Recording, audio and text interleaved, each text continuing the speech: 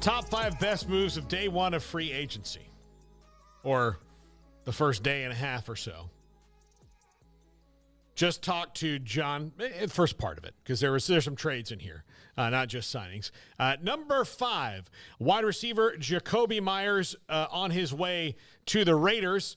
Look, if you've got Davante Adams and Hunter Renfrow and Jakobi Meyers, and there's one guy I'm leaving out here who had a really good year for the Raiders last year, blanking, they've got a nice little set of receivers. Now, you do move on from Darren Waller, but this is a really good draft for tight ends, and the Raiders have, I want to say, the 38th pick in the second round. I don't think they'll use the 7th pick on one, but you could get someone like possibly Dalton Kincaid, Darnell Washington, maybe even Michael Mayer, depending on how they all fall and how people really feel about these tight ends. To do that, I like this move, especially with Jimmy G. You've got someone who's a sure-handed receiver who understands Josh McDaniel's system. So I like this one for the Raiders, even though these two very practical moves that the Raiders have made. Although I don't know how I feel about them overall because they are still the Raiders and they could wind up doing something ridiculous. But so far, I think they've made practical moves, although if I'm Davante Adams, I'm kind of like, I don't like practicality. I'm getting up there. Mac Hollins, Foster Moreau. Yeah, Mac Hollins was good, and there's another guy that was all right. Okay. But yeah, all right. So, yeah, I mean, I think like you said, practical moves and Myers makes sense because of the Jimmy G connection. So yeah, I think that they're clearly going to draft a quarterback. I mean, I'm curious. I'm actually most interested in what they do as far as drafting a quarterback goes, when and who that will be, as John just alluded to. But yeah, I don't know that Jimmy G gets me super excited, but they do have some weapons around him, and just he's won some games. I mean, he's not like totally incapable by any means. It's just, I don't think that's who they feel like they're building around.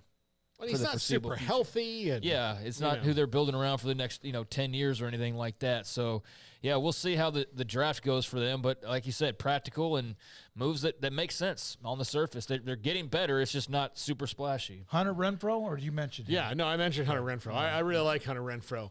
But, the Raiders mostly make moves. Like if you were to pick the front office that's just doing cocaine like Al Pacino at the end of Scarface, like sometimes it's the Raiders where it's like, let's get a guy who's fast. Yeah. What else can he do? Does it matter? Yeah. Oh, they were known for that. Yeah, that's just what they did. By the way, met Greg Papa at the Super Bowl, by the way, Craig. I didn't tell you this, but he was a longtime voice of the Raiders, and my God, he had some stories. Oh, I bet, yeah. One day he'll be able to write a book that will be one of the best things that you've ever read about sports. Yeah, it would be. It would be unbelievable. Number 4, Shaq Mason, guard from the Bucs going to the Texans.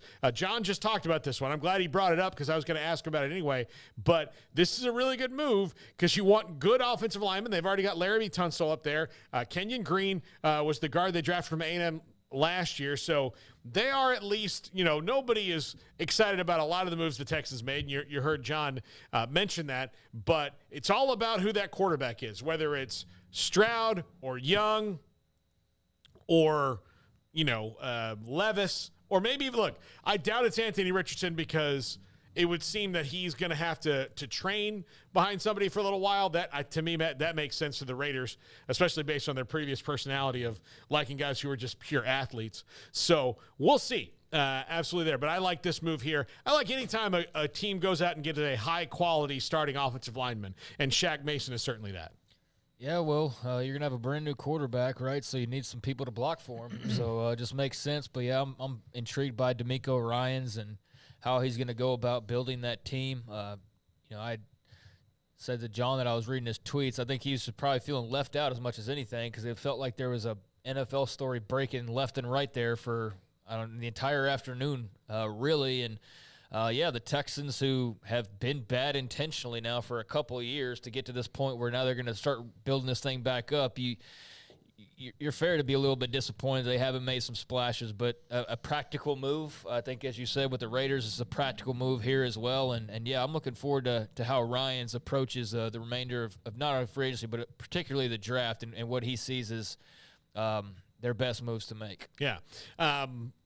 Yeah, practicality, I think, actually is what wins in free agency in this time. Like the Cowboys made a very practical move today with Stephon Gilmore. Not on this list because it just happened an hour ago. Number 3, defensive tackle Javon Hargrove goes from the Eagles to the 49ers. This is a perfect fit for him. It's a perfect fit for the team. You see Joey Bosa in that graphic there. He's going to be thrilled about this. The 49ers can already stuff the run and get after the passer. This adds more depth to that on a defense that's already good, and we'll see how they, respond with not having D'Amico Ryans there. It looks like Javon Hargrove's hand's in my mouth here on this graphic, doesn't it? Yeah, it is. But I think this is a great move for the 49ers. John Lynch, I don't know how many people talk about him as one of the better GMs, but in my opinion, if they can get quarterback figured out, the 49ers are going to be good for a long time. Yeah, I mean, certainly should be. I think, defensively they're a fun team to watch. Philly, pretty nasty as well. So, yeah, that's a good move on their part. And, John Lynch, you're right, probably deserves a bit more credit. But, yeah, I think that's a really solid player that they're adding right there. Yep. Number 2. TJ Edwards to the Bears, leaving the Eagles, going to the Bears. This is a guy who's a highly productive player. The contract's big, but it's pretty good for the Bears. They have a ton of cap room anyway, so none of this is really going to hurt them. They've been setting up for something like this. They've got the number 9 pick. Curious to see where they go there. They've already picked up DJ Moore. I like the offseason the Bears are having, going full tilt around Justin Fields. Let's see how they can improve that offensive line, shore up the running game to go along with Khalil Herbert. But this is a really good one. Make the defense good. The Bears are really – it's such a strange team historically when they've had – if you were talking about them in the 30s and 40s and 50s, then my God, they were scary, right? And then in 1985, they were just the monsters of the Midway again. And they really have not been that since then. I mean, they had that one Super Bowl run under Lovie Smith, which was really fantastic. But they're such a strange, odd franchise. So, I do think that they're kind of headed in the right direction. And look, their team president now is Kevin Warren. So he's a guy who's not afraid to make big moves or approve big moves from the GM Ryan Poles. I like this one. I think TJ Edwards is going to fit really well there with the Bears. Yep. Yeah, I like that pickup, and they're going to be an interesting team to keep track of as they start to play around with all this, available these available spots that they have. How much of the defense Philadelphia had, which was very good, how much of it are they going to lose? Well, look, they reports are out that the Cowboys picked between trading for Stephon Gilmore or Darius Slay. So the Eagles are – I think they're trying to keep their team young and build it young. And so Darius Slay's a veteran. Like, move off the things you can move off. Don't get bogged down in free agency. Look, they traded, not traded, but they essentially swapped out, Miles Sanders. They let him walk. Brought in Rashad Penny on a better deal. They'll probably look. It would not shock me in the slightest if Bijan Robinson or Jahmyr Gibbs is an Eagle. Yeah. Because that really fits what they do, and they don't have a lot of holes to fill in the draft anyway. Number 1, Jalen Ramsey to the Dolphins. This is X Howard and Jalen Ramsey in the same secondary. That is going to be tough. And look, you're in a division that's probably going to have Aaron Rodgers, that already has Josh Allen. And you probably seemingly feel pretty confident with Tua as their quarterback. They've got really excellent wide receivers there.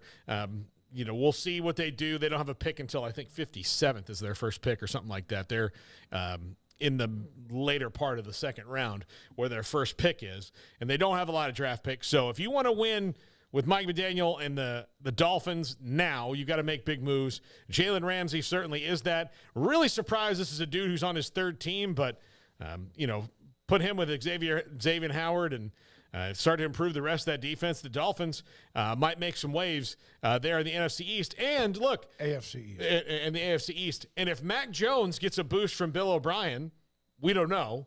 But if he does, after what happened last year, then you're going to need good secondaries throughout that division. You know, you think that you look at this is shutdown, right? It doesn't always work that way. I don't have too many examples, but you would think that, okay, then they're going to be fine, but you still have to have everybody else play a role, whether it's, as a bit piece or others who have to step up. But it sure was like, wow, Xavier Howard, leader in interceptions, it seems like, the last 3 to 5 years in the NFL. And a guy, and Ramsey helped flip the switch for the Rams and winning the Super Bowl. He was part of that. So he does bring that. And I don't know if there's a better combination of cornerbacks in the NFL. Well, Vic Fangio, by the way, the new defensive coordinator there, allows him to be pretty creative in the coverages he'll mix up too. So we'll see how that goes there in Miami. Yeah, I mean, I'm sure X is excited. I think he's, got to be careful. He's getting there on the kind of turning the corner of his career. I feel like age-wise, he's been around a long time now. I mean, it hadn't been anywhere close to 10 years, but, I mean, he's starting to get up there as far as a veteran goes. But, Ramsey's a guy who's going to bring a lot of swagger, that's for sure, and bring an attitude and bring, some great talent as well. So, yeah, I'm sure that they're fired up in Miami, and on paper that looks like it's got a chance to be a really nice secondary and a really nice defense. So excited to see how that ends up benefiting Xavier and his career moving forward. All right, thanks to those of you today who joined us on the chat.